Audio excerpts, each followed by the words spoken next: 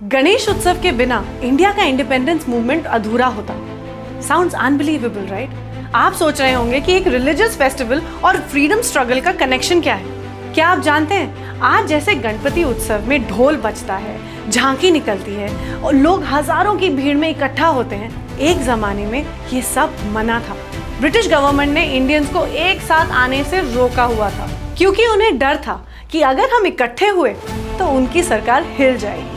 और यही बन गई एक अपॉर्चुनिटी, एक ऐसा वेपन जिसमें ना तलवार थी ना बंदूक थी, था तो सिर्फ एक देवता, एक फेस्टिवल और उनके नाम पे लाखों लोगों की यूनिटी। दोस्तों, आज के एपिसोड में हम डिकोड करने वाले हैं एक हिडन चैप्टर ऑफ हिस्ट्री। कैसे गणेश चतुर्थी को एक इंसान ने बदल दिया, from a private puja into India का सबसे बड़ा पब्लिक मूवमेंट। और कैसे गणपति बप्पा बन गए सिर्फ विघ्नहर्ता ही नहीं, बल्कि फ्रीडम के मैसेंजर। और मैं गारंटी देती हूँ कि इस कहानी को सुनने के बाद इस साल जब आप गणेश जी के दर्शन करेंगे तो आप उन्हें एक नए नजरिए से देखेंगे। दोस्तों, गणेश चतुर्थी एक टाइम पे सिर्फ घर के अंदर मनाई जाती थी। घर के एक कोने में एक छोटे सी गणेश जी की मूर्ति, कुछ प्रसाद और छोटी सी पूजा। लेकिन 1890s के इंडिया में एक और कहानी चल रही थी। ब्रिटिश रूल के खिलाफ आवाज उठ तो रही थी, लेकिन एक प्रॉब्लम थी। लोग अलग अलग कास्ट, क्रीड और कम्युनिटीज में बटे हुए थे और सबसे बड़ी बात थी कि पब्लिक गैदरिंग्स पर ब्रिटिश सरकार का बैन होना। अब सवाल ये था कि लोगों को एक साथ कैसे लाया जाए। यही एंटर होते हैं लोकमान्य तिलक।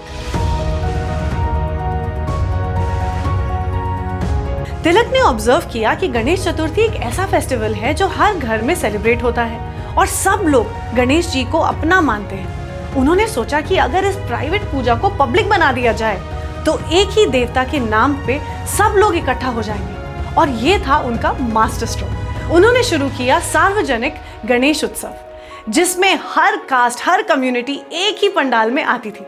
आप सोचिए कि वो टाइम जब अनटचेबिलिटी एक हार्श रियलिटी थी, तब तिलक के गणपति उत्सव पंडालों में एक ब्राह्मण, एक दलित, एक ट्रेडर, एक फार्मर, सब एक लाइन में खड़े होते थे गणेश जी के दर्शन करने के लिए। गणेश उत्सव एक फेस्टिवल से बढ़कर बन गया एक सोशल इक्वलाइजर। तिलक ने सिर्फ लोगों को यूनाइट ही नहीं किया, बल्कि उन्होंने इस प्लेटफॉर्म को यूज किया अवेयरनेस स्प्रेड करने के लिए। गणेश उत्सव पंडाल में लेक्चर्स होते थे, पेट्रियोटिक सॉन्ग्स गाए जाते थे, थिएटर प्लेज होते थे जिसमें नेशनलिज्म के मैसेजेस छुपाए जाते थे। ब्रिटिशर्स को लगता था कि ये एक कल्चरल गैदरिंग है, लेकिन असली में ये एक पॉलिटिकल अवेकनिंग थी। गणपति उत्सव पंडाल बन गया एक सीक्रेट क्लासरूम, जहां कॉमन लोगों को समझाया जाता था कि इंडिपेंडेंस जरूरी क्यों है। तो आज जब हम गणपति बप्पा का आगमन करते हैं, नाच गाना करते हैं और एक कम्युनिटी के रूप में सेलिब्रेट करते हैं, ये सब एक इंसान के विजन का नतीजा है। गणेश उत्सव सिर्फ भक्ति का उत्सव ही नहीं, बल्कि ये एकता का सिंबल, फ्रीडम का कैटलिस्ट। और ये उत्सव आज भी हमें याद दिलाता है कि real strength lies in togetherness.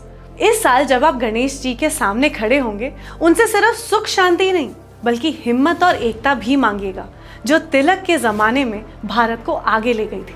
और अगर आपको ये कहानी इंटरेस्टिंग लगी हो तो वीडियो को लाइक कीजिए, दोस्तों के साथ शेयर कीजिए और हाँ, नीचे कमेंट में ज़रूर बताइए कि आपके हिसाब से आज के समय में गणेश उत्सव हमें किस चीज़ के लिए यूनाइट कर सकता है। मैं हूँ दलजीत कौर और ये था आज का एपिसोड ऑफ भक्ति विद लॉजिक, जहाँ हम भक्ति के पीछे छुपे हुए लॉजिक समझते हैं ताकि हम अपनी परंपराओं से और गहरा जुड़ पाएं। अगले एपिसोड में फिर मिलेंगे एक नई कहानी और एक नए लॉजिक के साथ। तब तक के लिए गणपति बप्पा मोरया।